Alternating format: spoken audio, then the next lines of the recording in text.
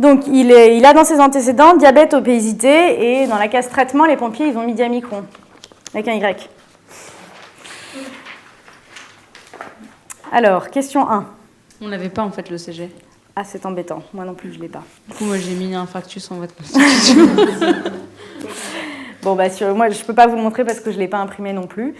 Donc, je vous donne la réponse, parce que ça va vous servir pour la suite. Donc, c'était un ECG avec un rythme sinusal régulier, des QRS fins, avec des ondes de Pardy, qui correspondent à un sus-décalage du ST convexe en haut.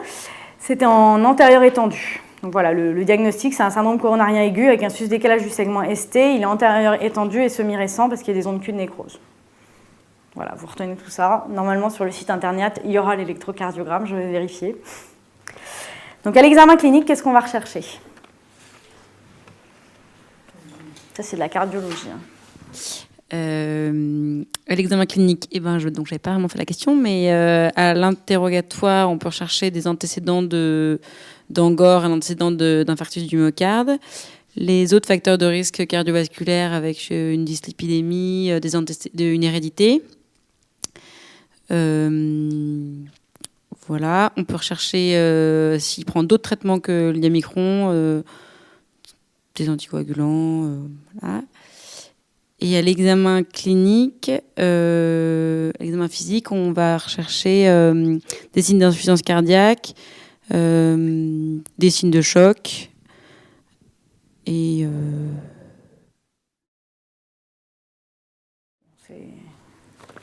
pour une endocrinologue, c'est bien. Ok, donc ça c'est une question typique de cardiologie. Bien penser à préciser les caractéristiques de la douleur. Ok, donc définir un petit peu l'heure de début, comment est la douleur, si elle est constrictive, où elle se situe, si elle va aux mâchoires, etc., etc. Et puis sinon, le reste, c'était bien, les signes d'insuffisance cardiaque, et puis l'auscultation pulmonaire dans l'insuffisance cardiaque. Donc en urgence, qu'est-ce qu'on va faire? Alors les examens, du coup, on peut faire...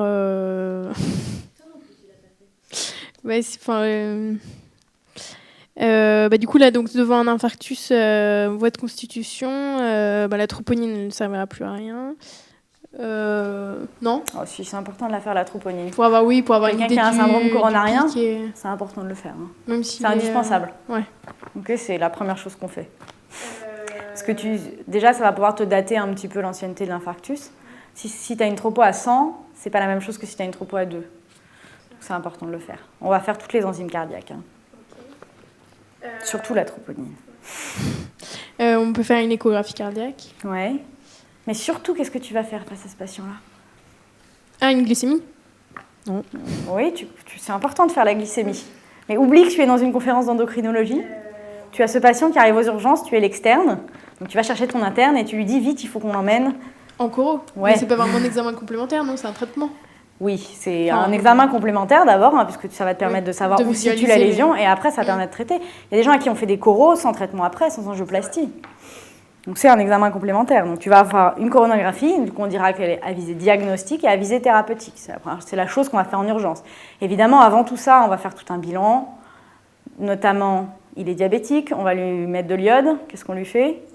Voilà, une fonction rénale, très important. Très important aussi de lui faire la glycémie, puisqu'il est diabétique. Les enzymes cardiaques. Bon, les cardiologues vous diront qu'il faut faire aussi le fibrinogène, la CRP, parce que le syndrome inflammatoire, ça a un facteur pronostic dans le syndrome coronarien. Une NUM, parce qu'il va peut-être beaucoup saigner. Et voilà, mais surtout, il faut l'envoyer à la coro. Puis, il va en réanimation cardiaque, donc il a eu sa coro, avec angioplastie et pose de stent. Qu'est-ce que tu vas mettre sur son ordonnance de sortie?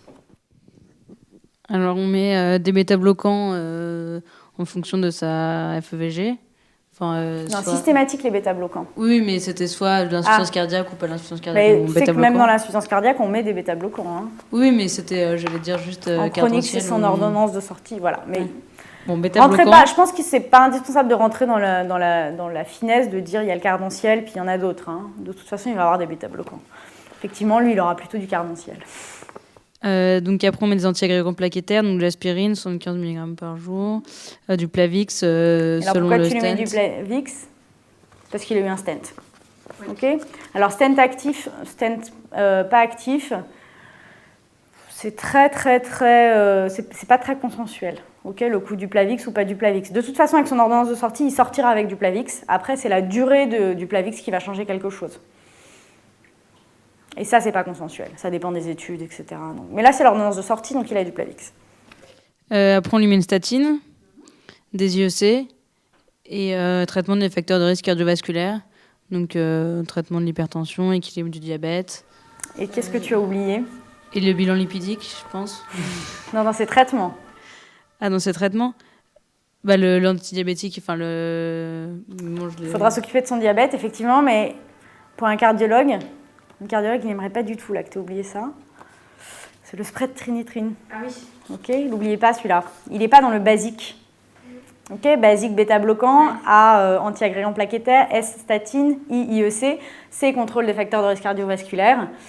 Je ne sais pas, vous mettez un T à basique si vous voulez, mais il faut penser à la trinitrine. Ok, vous mettez basique au pluriel, le S c'est le spray de trinitrine. Et n'oubliez pas, hein, parce que c'est très très important. Bon, maintenant on rentre dans le vif du sujet. Question 5, on vous demande de quel type de diabète il a. Alors, j'ai dit qu'il s'agissait d'un diabète de type 2. Déjà, le terrain, c'est un patient obèse et vieux. Ensuite, la thérapeutique, il a un... Oui, enfin, vieux, 58 ans, quoi. Et il a un traitement par antidiabétique oraux.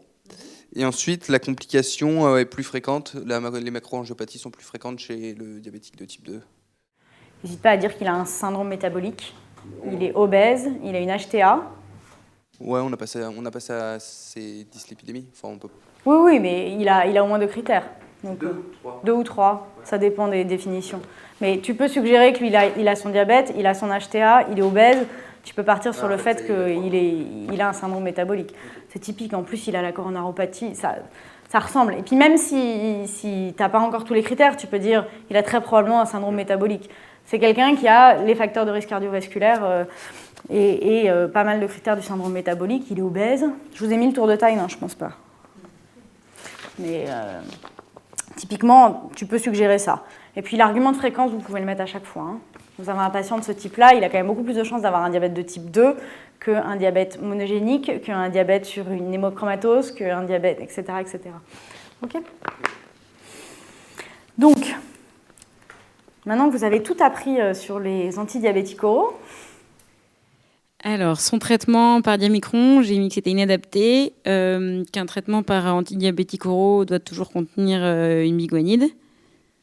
Et donc en monothérapie dans un premier temps, et si l'objectif n'était pas atteint, à ce moment-là, on peut ajouter un autre antidiabétique oraux, et à ce moment-là, un sulfamide hypoglycémant ou tous les autres, incrétine, glinide, glitazone, et voilà.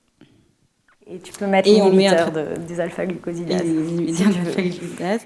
Et l'insuline ensuite, et on associe un régime du diabétique. Très bien, donc c'est parfait. Hein. On est d'accord que le diamicron, c'est un sulfamide. Le sulfamide, c'est un insulinosécréteur.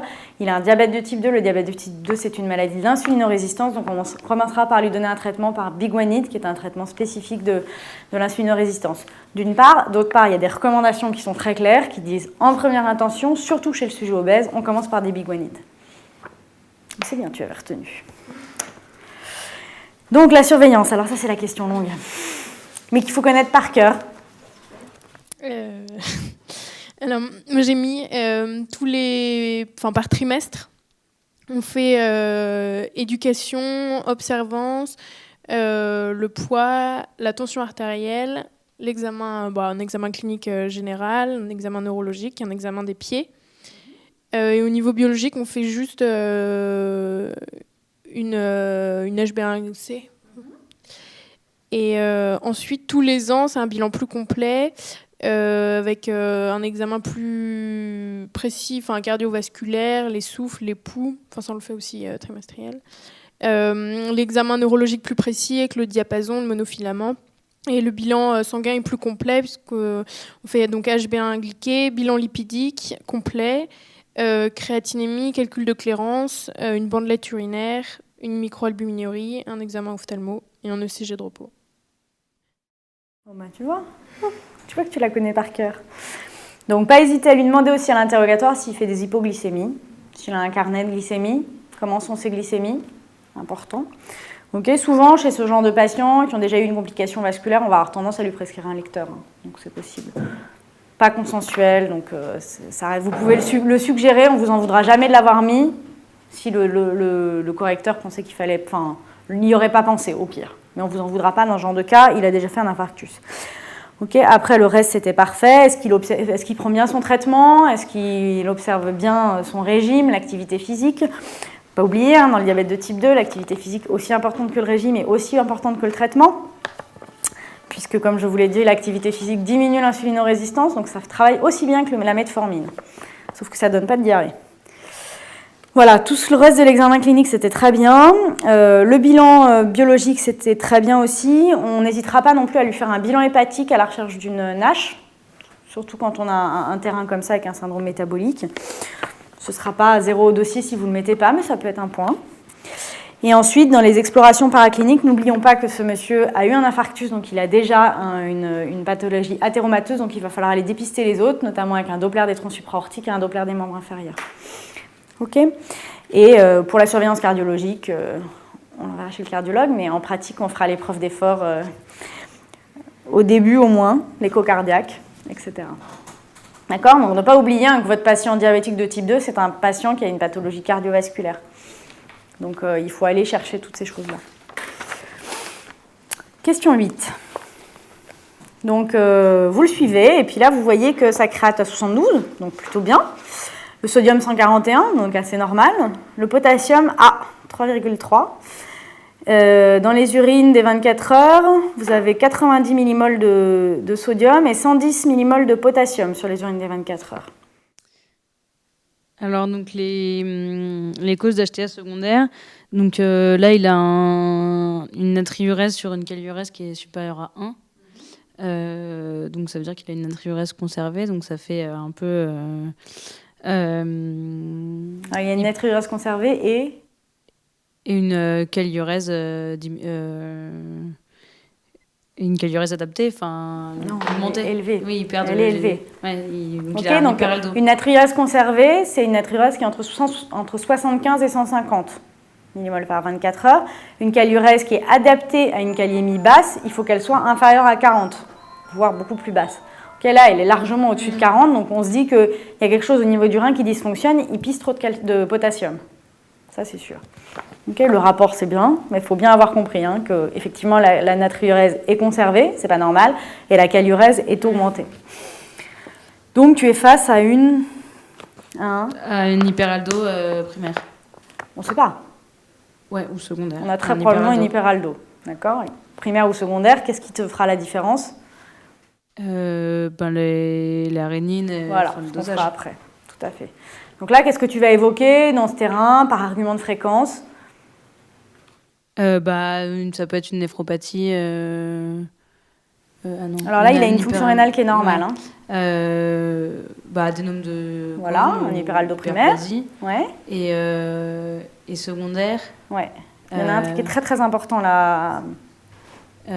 Sténose de l'artère rénale. Voilà, la sténose de l'artère rénale. C'est un patient athéromateux, n'oubliez pas. Donc, il a le droit d'en avoir dans le cœur comme il a le droit d'en avoir sur son artère rénale.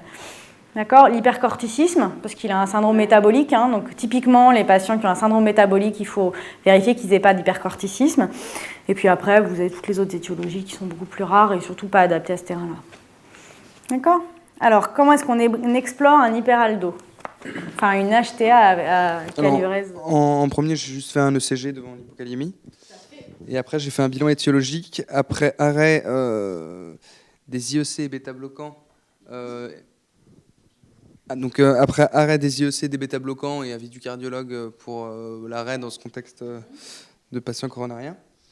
Au moins 15 jours. Ensuite, j'ai supplémenté les troubles hydroélectrolytiques, notamment le potassium et le sodium pour que ça n'interfère pas dans les tests.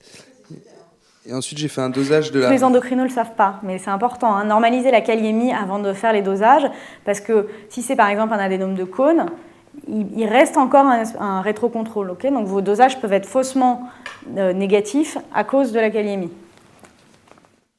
Et donc j'ai fait un dosage de la rénine plasmatique, de l'aldostérone plasmatique et de l'aldostérone urinaire, rapporté à la créatinurie. Et voilà. Et donc, pourquoi c'est important de rapporter la créatinurie? Pour éviter de faire sur 24 heures en fait. Parce que la diurèse peut varier sur 24 heures, donc du coup ça permet de... Et voilà, et donc la rénine sera augmentée sur un hyperaldo secondaire, alors qu'elle sera diminuée, effondrée dans un hyperaldo primaire. Nickel. Mais tu vas faire que ça?